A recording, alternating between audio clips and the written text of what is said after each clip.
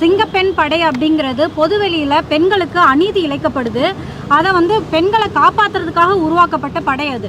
அதே மாதிரி பார்த்திங்கன்னா இணைய வழியில் பெண்களுக்கு அநீதியும் ஆபாசமாக பேசுகிறாங்க. குறிப்பாக இது பார்த்திங்கன்னா பெண் பத்திரிகையாளர்கள் மேலேயும் அரசியல் யாரெல்லாம் பேசுகிறாங்களோ அவங்க மேலேயும் அரசியல் பேசுகிற ஆண்கள் இருக்காங்க இல்லையா, அவங்க மனைவிகள் மேலேயும் இந்த ஆபாச தாக்குதல் ஏவி விடப்படுது. போன ஆட்சியில் பார்த்திங்கன்னா இதே மாதிரி பெண்கள் நாங்கள்லாம் கதறிக்கிட்டு இருந்தோம், எங்களை ஆபாசமாக பேசுகிறாங்க அப்படின்னு சொல்லிட்டு. ஆனால் யார் ஆபாசமாக பேசுகிறாங்களோ அவங்களே பார்த்திங்கன்னா முதலமைச்சர்கிட்ட போயிட்டு நின்று ஃபோட்டோ எடுத்திருப்பாங்க. அதை தொடர்ந்து காவல்துறை அவங்க மேலே கை வைக்க முடியாது. அது மட்டும் இல்லாமல் DMK ecosystem code word accepted அப்படின்னு சொல்லிட்டு அவங்கள காப்பாற்றுவாங்க. பட் இப்போது ஆட்சி மாறி இருக்கு. முதலமைச்சர் விஜய் அவர்கள் ஒரு பெண்ணோட கூக்குரலை கேட்டு அவங்களுடைய கதலை கேட்டு கைது நடவடிக்கையில் ஈடுபட்டிருக்காரு. சூர்யா அவர்கள் கைது செய்யப்பட்டிருக்காங்க. திருமதி அலிஷா அழுததை, அவங்க மேலே நடந்த ஆபாச தாக்குதல் எல்லாருமே பார்த்துருப்பீங்க. என்ன எனக்கு புரியலன்னா, ஆட்சி மாறி கூட இப்படி பேசலான்ற துணிச்சல் அவங்களுக்கு எங்கேருந்து வந்தது அப்படின்னு தெரியல. ஸோ முதலமைச்சர் விஜய் அவர்கள் கைது பண்ணியிருக்காங்க. அதுக்காக மிக்க மகிழ்ச்சி. ரொம்ப ரொம்ப நன்றி திரு முதலமைச்சர் விஜய் அவர்களுக்கு நான் சொல்லிக்கிறேன். மாலதி அவர்களோடு சேர்ந்து திரு அலிஷா அப்துல்லா அவர்கள் சார்பாகவும் மாலதி அவர்கள் சார்பாகவும் தமிழக முதலமைச்சர் திரு விஜய் அவர்களுக்கும் சென்னை மாநகர காவல்துறை ஆணையர் திரு அமல்ராஜ் அவர்களுக்கும் இந்த நடவடிக்கையை எடுத்த காவல்துறை அதிகாரிகள் அத்தனை பேருக்கும் எனது நன்றியை தெரிவித்துக் கொள்கிறேன். இந்த புகாரை பற்றி விரிவாக மாலதி அவர்கள் பேசிட்டாங்க, அதனால் நான் இந்த புகாருக்குள்ளே போக விரும்பலை. நான் இன்றைக்கு உங்களை சந்திக்க வேண்டும் என்று நினைத்ததற்கான மிக முக்கியமான காரணம், தமிழக மின்வாரிய அலுவலகத்தில் தேடு போன அந்த 18 ஹார்ட் டிஸ்க்குகள். இந்த விவகாரத்தில் நமக்கு தெரியாமல் ஏராளமான விஷயங்கள் நடந்து கொண்டிருக்கின்றன. திரு செந்தில் பாலாஜி அவர்களை காப்பாற்றுவதற்காகத்தான் இந்த ஹார்ட் டிஸ்க்குகள் காணாமல் போயிருக்கின்றன என்று நான் வெளிப்படையாக குற்றம் சாட்டுகிறேன். நண்பர்களே, கடந்த 30 ஏப்ரல் 2026 அன்று மாண்புமிகு சென்னை உயர்நீதிமன்றம் டிரான்ஸ்ஃபார்மர் கொள்முதல் விவகாரத்தில் மத்திய புலனாய்வு முகமையான சென்ட்ரல் பியூரோ ஆஃப் இன்வெஸ்டிகேஷன் விசாரணை நடைபெற வேண்டும் என்று உத்தரவிட்டது. ஒரு ஹைகோர்ட்டு டக்குன்னு எடுத்தோடனே நீங்கள் இன்றைக்கி பெட்டிஷன் போட்டவுடனே டக்குன்னு சிபிஐ இன்வெஸ்டிகேஷன்லாம் போட மாட்டாங்க. சீஃப் ஜஸ்டிஸ் தலைமையிலான அந்த டிவிஷன் பெஞ்சு இது மாநில அரசு விசாரிக்கக்கூடாது என்பதில் கன்வின்ஸ் ஆகி ஒரு உத்தரவை போடுகிறார்கள். அதற்கு பிறகு புதிய அரசு பொறுப்பேற்கிறது. மின்சாரத்துறைக்கு அமைச்சராக திரு நிர்மல்குமார் அவர்கள் நியமிக்கப்படுகிறார். நியமனம் செய்யப்பட்ட உடனேயே அவர் மின்வாரியத்தின் தலைமையகத்துக்கு சென்று ஆய்வுகளை நடத்துகிறார். அவர் ஆய்வு நடத்தும் போதே ஹார்ட் டிஸ்க்குகள் காணாமல் போய்விட்டன. நீங்கள் நல்லா கவனிக்கணும். ஊடகங்களில் வந்திருக்கக்கூடிய செய்திகள் அவர் ஆய்வு நடத்தின பிறகு காணாமல் போனதாக கூறுகின்றன. மே 20, 2026 அன்று ஹார்ட் டிஸ்க்குகள் காணாமல் போயிருக்கின்றன. இந்த விவகாரத்தில் உண்மை வெளியே வரக்கூடாது, உண்மைகள் திரிக்கப்பட வேண்டும், என்ன நடந்தது என்பது பொதுமக்களுக்கு தெரியக்கூடாது என்பதில் இந்த அரசும் முனைப்பு காட்டுகிறதோ என்ற சந்தேகம் எனக்கு இருக்கிறது. மே 20ஆம் தேதி ஹார்ட் டிஸ்க்கு காணப்போகுது.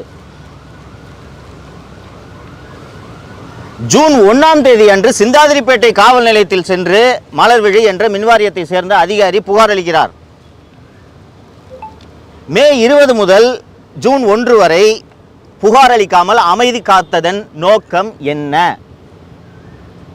இந்த ஆர்டர்ஸ் காண போகிறது, எவிடன்ஸ் காண போகிறது, இதெல்லாம் சாதாரணமான விஷயமாக நீங்கள் எடுத்துக்கொள்ளக்கூடாது. ஊடக நண்பர்கள் உங்கள் பலருக்கு நினைவிருக்கும் என்று நினைக்கிறேன். ஒரு சில ஆண்டுகளுக்கு முன்னால் குட்கா ஊழல் என்ற ஒரு மிகப்பெரிய ஊழல், அதில் முன்னாள் காவல்துறை டிஜிபிக்கள் திரு ஜார்ஜ், திரு டி கே ராஜேந்திரன், அப்போதைய சுகாதாரத்துறை அமைச்சர் திரு சி விஜயபாஸ்கர் ஆகியோர் சம்பந்தப்பட்டிருந்தனர். வருமான வரித்துறையினர் நாங்கள் இந்த குட்கா கோடவுனில் சோதனை நடத்தினப்போ இவ்வளோ பேர் மாதந்தோறும் குட்கா தயாரிப்பாளர்களிடம் இவ்வளவு பணம் வாங்கியிருக்கின்றனர் என்று எங்களிடம் ஆதாரம் கிடைத்திருக்கிறது, நீங்கள் இதன் மீது நடவடிக்கை எடுங்கள் என்று அப்போதைய தலைமைச் செயலாளர் திரு ராம்மோகன் ராவ் அவர்களுக்கு கடிதம் அளித்தனர். அதற்கு பிறகு தலைமைச் செயலாளரான திருமதி கிரிஜா வைத்தியநாதன் அவர்கள் அப்படி ஒரு கடிதம் எங்களுக்கு வரவே இல்லை என்றார். செல்வி ஜெயலலிதா அவர்கள் இறந்த பிறகு போயஸ் தோட்டத்திலே நடைபெற்ற வருமான வரித்துறை சோதனையில் வருமான வரித்துறை தலைமைச் செயலாளருக்கு எழுதிய கடிதம் போயஸ் தோட்டத்திலிருந்து கைப்பற்றப்பட்டது என்பதை நீங்கள் மறந்துவிடக்கூடாது. தடயங்களும் ஆதாரங்களும் இப்படித்தான் அழிக்கப்படும். உங்கள் யாருக்கும் தெரியாத ஒரு விவகாரத்தை நான் சொல்கிறேன். முன்னாள் அமைச்சர் திரு செந்தில் பாலாஜி அவர்கள் மீது போக்குவரத்து கழகங்களில் ஓட்டுநர், நடத்துனர், mechanic, junior engineer, assistant engineer ஆகிய பல்வேறு பணியிடங்களுக்கு லஞ்சம் வாங்கி கொண்டு நியமனங்களை வழங்கினார் என்ற ஒரு வழக்கு நீண்ட காலமாக நிலுவையில் இருந்து பின்னாளில் அமலாக்கத்துறை அந்த வழக்கில் தான் அவரை கைது செய்து 1.5 ஆண்டுகள் சிறையில் வைத்திருந்தது என்பது உங்களுக்கு நினைவிருக்கும். இந்த வழக்கை திரு செந்தில் பாலாஜி அவர்கள் மீது பதிவு செய்தது சென்னை மாநகர காவல்துறை. இந்த வழக்கு பதிவு செய்யப்பட்ட ஆண்டு 2015. திரு செந்தில் பாலாஜி அவர்கள் அதிமுக, அமமுக ஆகிய கட்சிகள் எல்லாம் இருந்துவிட்டு திராவிட முன்னேற்ற கழகத்திலேயே போய் சேர்ந்து விட்டார். இந்த வழக்கின் விசாரணை 2021 திரு எடப்பாடி பழனிசாமி அவர்களின் ஆட்சி முடியும் தருவாயில் தான் வேகம் பிடிக்கிறது. அப்போதுதான் திரு செந்தில் பாலாஜி அவர்களுக்கு நாம் கைது செய்யப்படக்கூடும் என்ற எண்ணமே ஏற்படுகிறது. திரு செந்தில் பாலாஜி அவர்களும் அவரது தம்பி திரு அசோக் அவர்களும் சென்னை உயர்நீதிமன்றத்தில் முன்ஜாமீன் கேட்டு மனு தாக்கல் செய்கிறார்கள். அப்போது காவல்துறையிடம் இவர்களுக்கு முன்ஜாமீன் வழங்கலாமா வேண்டாமா என்று கேட்டபோது, ஐயா நாங்கள் எல்லா இடத்துலையும் சோதனை பண்ணிட்டோம், ஒரே ஒரு இடத்துல மட்டும் சோதனை பண்ணல. அது எங்கே என்றால் செந்தில் ஆரேபுரத்தில், ராஜா அண்ணாமலைபுரத்தில் இருக்கும் திரு செந்தில் பாலாஜி அவர்களின் வீடு. சரி ஏங்க சோதனை பண்ண, அந்த வீடு பூட்டிருங்க, சாவி என்கிட்ட இல்லை, அது செந்தில் பாலாஜியோட வீடு, அந்த வீட்டோட சாவியை கொடுக்க சொல்லுங்க, சோதனைக்கு ஒத்துழைப்பு கொடுக்க சொல்லுங்க, அதுக்கப்புறம் முன்ஜாமீன் கொடுக்கறதா இல்லையான்றதை நீதிமன்றம் முடிவு பண்ணுங்கன்னு சொல்லும்போது, மாண்புமிகு நீதியரசர் திரு ஆதிகேசவல் அவர்கள் செந்தில் பாலாஜி தரப்பினரை பார்த்து, அந்த வீட்டோட சாவியை கொடுக்குறீங்களா, 100 CRPC படி உடைச்சு சர்ச் பண்ண சொல்லவா என்று கேட்கும் பொழுது செந்தில் பாலாஜி தரப்பில் நாங்கள் சாவியை கொடுத்தோம், எங்களுக்கு முன்ஜாமீன் கொடுங்க என்று கூறுகிறார். சென்னை மாநகர காவல்துறையில் சென்ட்ரல் கிரைம் பிரான்ச்சில் அப்போது இருந்த ஒரு அற்புதமான புலனாய்வு குழு அந்த வீட்டை திறந்து சோதனையிட்ட போது 5 மொபைல் போன்கள், 2 ஹார்ட் டிஸ்குகள், 5 பென்டிரைவ்கள் கைப்பற்றப்படுகின்றன. அந்த ஹார்ட் டிஸ்குகளில் கிட்டத்தட்ட 8000 நியமனங்கள், 8000 நியமனங்களும் பணத்தை வாங்கி கொண்டு செய்த நியமனங்கள், 8000 நியமனங்களை செய்ததற்கான தடயங்கள் அந்த ஹார்ட் டிஸ்கில் இருந்தது. அந்த பென்டிரைவ்ல managing director of metropolitan transport corporation போட வேண்டிய நியமனங்களை செந்தில் பாலாஜி அவர்களின் தம்பி அசோக் இமெயில் மூலம் அனுப்பியது தெரிய வந்தது. இந்த அத்தனை ஆதாரங்களும் அந்த ஹார்ட் டிஸ்கில் இருந்தன. அந்த ஹார்ட் டிஸ்குகள் தான் இன்று வரை செந்தில் பாலாஜி வழக்கை எதிர்நோக்க காரணமாக அமைந்திருக்கிறது என்பது உங்களுக்கு சொல்லுவதன் மூலம் இப்போது மின்வாரியத்தில் காணாமல் போன ஹார்ட் டிஸ்குகளின் முக்கியத்துவம் என்ன என்பதை நீங்கள் புரிந்து கொள்ள வேண்டும் என்று நான் நினைக்கிறேன். ஃபர்ஸ்ட் அமைச்சர் அவர்கள் டைம்ஸ் ஆஃப் இந்தியாவில் நேற்றைக்கு முன்தினம் முதல் பக்கத்தில் ஹார்ட் டிஸ்குகள் காணாமல் போயுள்ளன,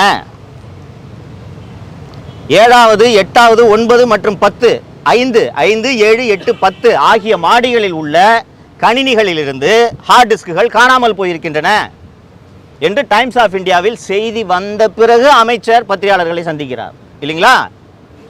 இது ஒரு வெளிப்படையான அரசு, ஜீரோ கரப்ஷன், டிரான்ஸ்பரண்டா இருக்கும் என்று மாண்புமிகு முதலமைச்சர் அவர்கள் சொல்வதை நானும் நம்புகிறேன், நீங்களும் நம்புகிறீர்கள். ஆனால் டைம்ஸ் ஆஃப் இந்தியாவில் செய்தி வந்த பிறகு அமைச்சர் அவர்கள் செய்தியாளர்களை சந்தித்து, ஆமாங்க ஹார்ட் டிஸ்க் காண போயிருக்குங்க, சரி என்ன சார் பண்ணீங்க, நாங்கள் சிந்தாதிரிப்பேட்டை காவல் நிலையத்தில் புகார் அளிச்சிருக்கோம். நண்பர்களே, தமிழ்நாட்டில் இன்வெஸ்டிகேஷனுக்கு என்றே இருக்கக்கூடிய பிரத்யேகமான ஏஜென்சி கிரைம் பிரான்ச் சிஐடி. இந்த வழக்கை கிரைம் பிரான்ச் சிஐடி விசாரிக்க வேண்டும் என்றால் ஆமாம் விசாரிக்க வேண்டும். சிந்தாதிரிப்பேட்டை போலீஸ் ஸ்டேஷனில் போய் நீங்கள் கம்ப்ளைண்ட் கொடுத்தீங்கன்னா அவங்க பந்தோபஸ்து பார்ப்பாங்களா, இன்வெஸ்டிகேட் பண்ணுவாங்களா? அப்போ உங்களுக்கு இந்த காணாமல் போன ஹார்ட் டிஸ்குகளை கண்டுபிடிக்க வேண்டும் என்ற எண்ணம் இருக்கிறதா இல்லையா?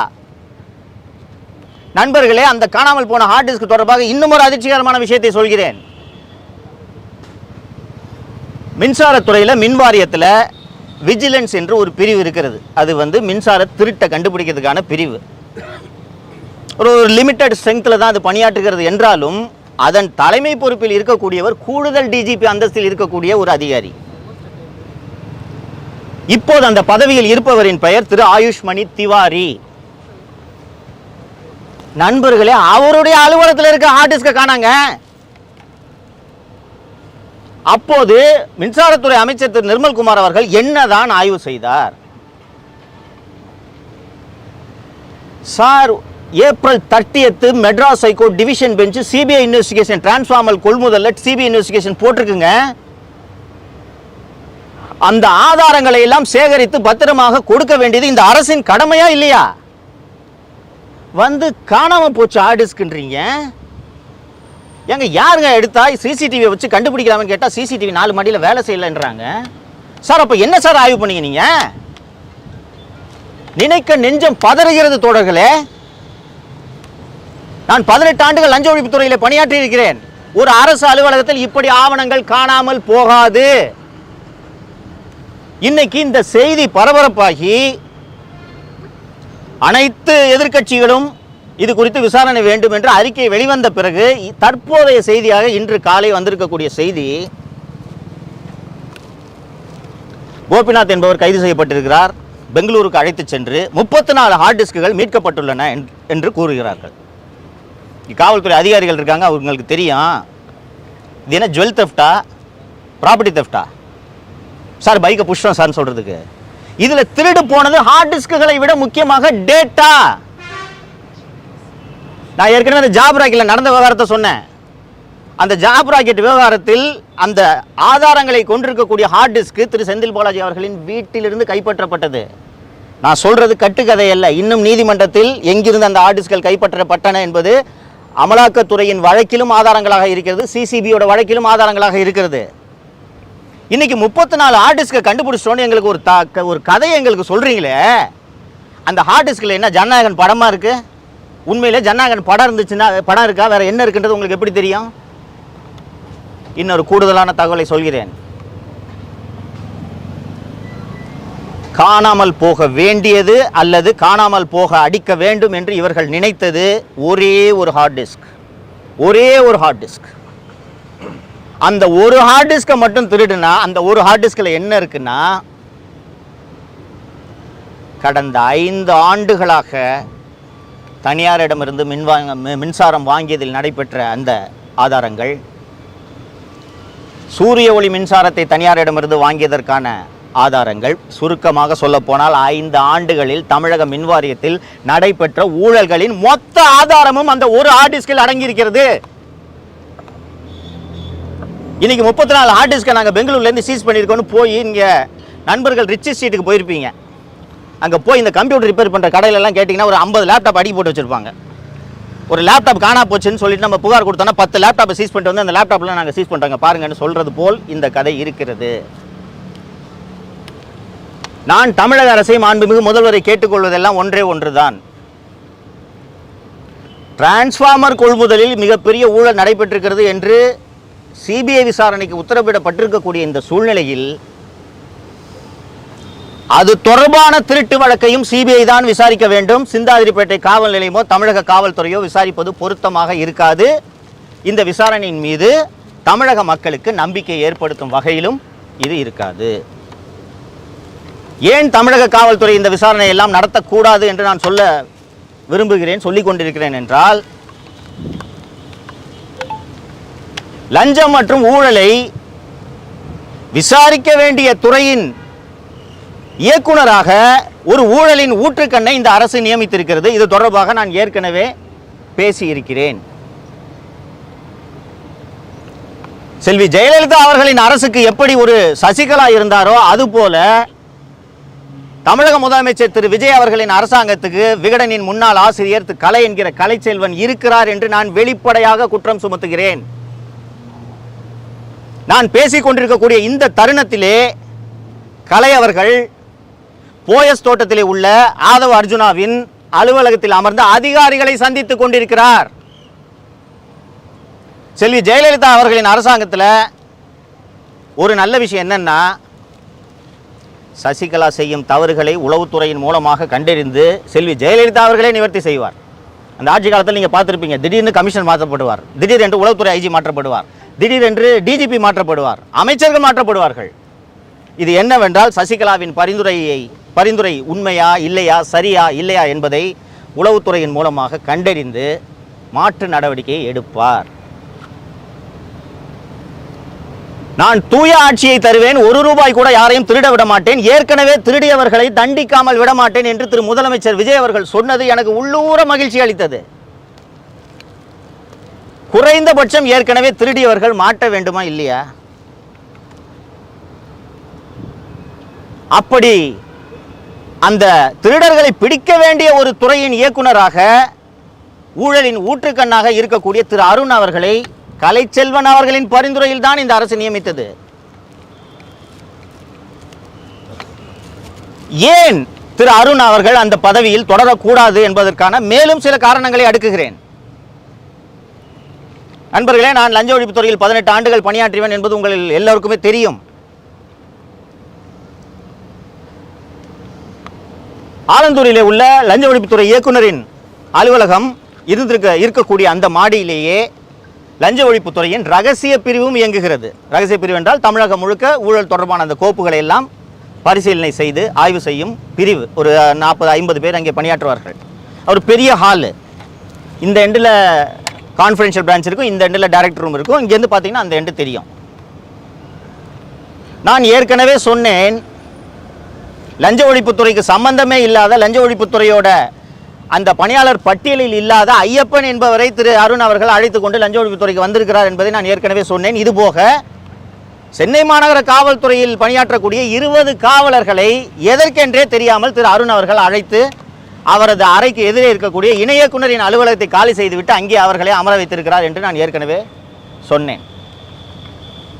இப்போது அந்த இயக்குனர் அலுவலகத்தை வெளியில் இருந்து பார்த்தால் யார் வருகிறார்கள், யார் போகிறார்கள் என்பது தெரியாத வகையில் ஒரு தடுப்பு எழுப்பப்பட்டுள்ளது. லஞ்ச ஒழிப்புத்துறை இயக்குனர் என்பவர் ஒரு additional DGP, is a public servant, is an officer. அவரை யார் பார்க்க வராங்கன்றதை தெரிஞ்சா என்னங்க, இதில் ரகசியம் எதற்கு என்ன இருக்குது?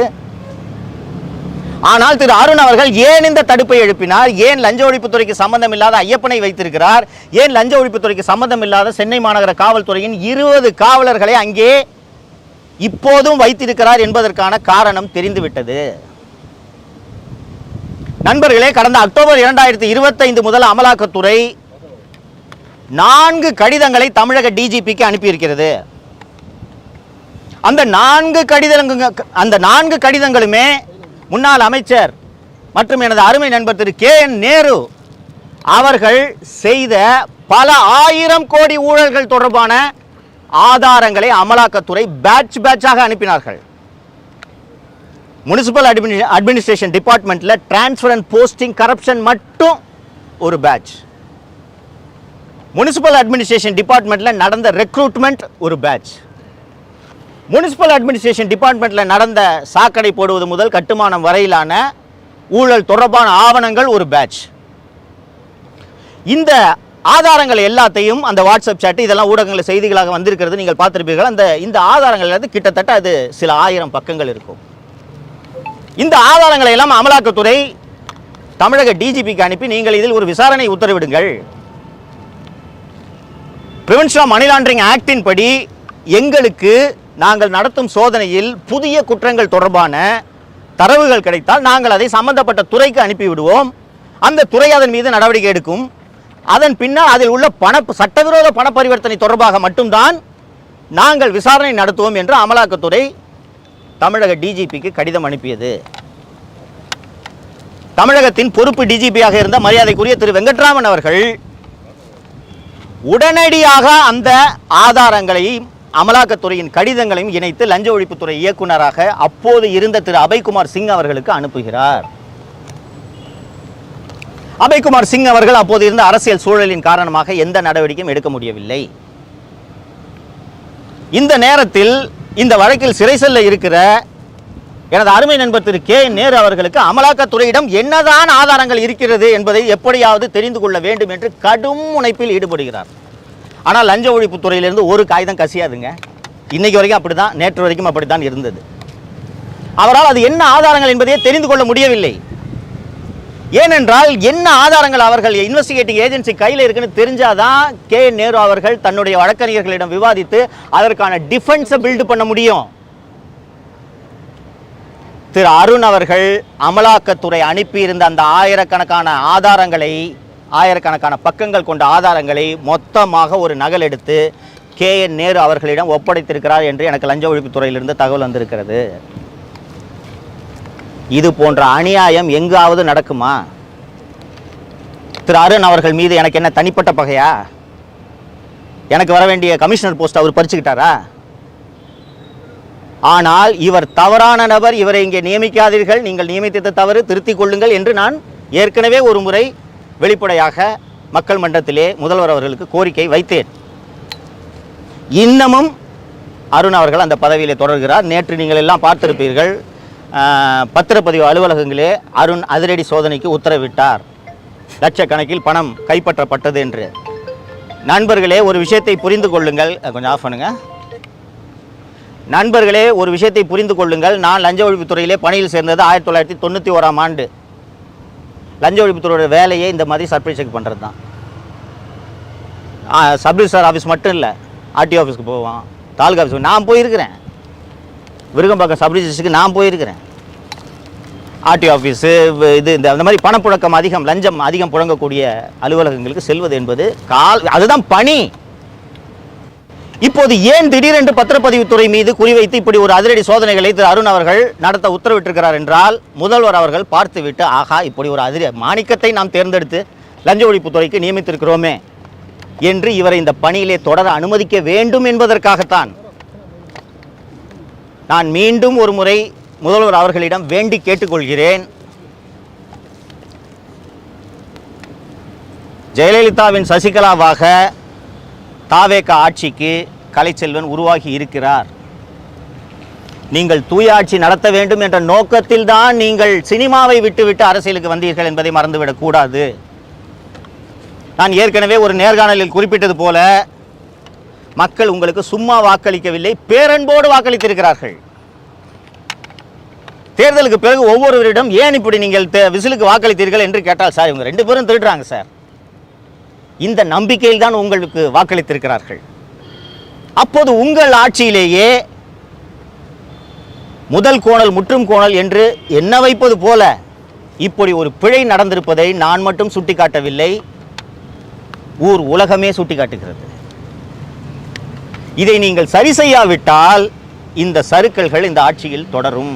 நீங்கள் முதல்வராக இருந்தாலும் உங்கள் கண்களில் மண்ணை தூவி விட்டு 5 ஆண்டுகளாக மின்சார வாரியத்தில் ஊழலில் ஈடுபட்டவர்கள் எப்படி ஆதாரங்களை அழித்திருக்கிறார்கள் என்று பாருங்கள். அப்படி இருக்கும்போது இது போன்ற தவறுகளை நடக்காமல் தடுப்பதற்கு நீங்கள் இரும்பு கரத்தை எடுத்து பயன்படுத்த வேண்டும் என்பதை நான் முதல்வர் அவர்களுக்கு கோரிக்கையாக வைக்கிறேன். அரசு இயந்திரத்தில் ஊழல் புரையோடி போய்த்தான் இருக்கும். ஆனால் ஒரு ஆட்சியாளர் மனது வைத்தால் அதை சரி செய்ய முடியும். நீங்கள் சரி செய்வீர்கள் என்ற நம்பிக்கை எனக்கு இருக்கிறது. உங்களோடு பணியாற்றக்கூடிய அதிகாரிகள் உங்களுக்கு இந்த உண்மைகளை சொல்லாமல் போகலாம், சொல்லியிருக்கிறார்களா இல்லையா என்பது எனக்கு தெரியவில்லை. சொல்லியிருந்தார்கள் என்றால், மின்சாரம் என்னைக்கு டிரான்ஸ்ஃபார்மர் ஊழலில் சென்னை உயர்நீதிமன்றம் CBIக்கு விசாரணைக்கு உத்தரவிட்டதோ அன்று மாலையே அன்னைக்கு அந்த அலுவலகத்தில் ஆர்ம்டு கார்டு போட்டிருக்கணும். ஏப்ரல் 30 அன்னைக்கு நீங்கள் போடலனாலும் நீங்கள் சார்ஜ் எடுத்தோன்னு போட்டிருக்கணும். ஏனென்றால் நடைபெற்ற ஊழலுக்கான ஆதாரங்கள் அத்தனையும் அந்த NPKRR மாளிகை, நடிப்பிசை புலவர் KR ராமசாமி மாளிகையில் தான் இருக்கிறது. அந்த மாளிகையோட 2 வாசலையும் ஆர்ம்டு கார்டு போட்டு ஒருத்தர் உள்ள நுழைய விடாமல் நீங்கள் தடுத்திருக்க வேண்டும். சார், ஒரு அடிஷனல் DGP விஜிலன்ஸோட ஆஃபீஸில் ஹார்ட் டிஸ்க் திருடுவது போகுதுன்னா உங்கள் ஆட்சிக்கான அவமானம் இது.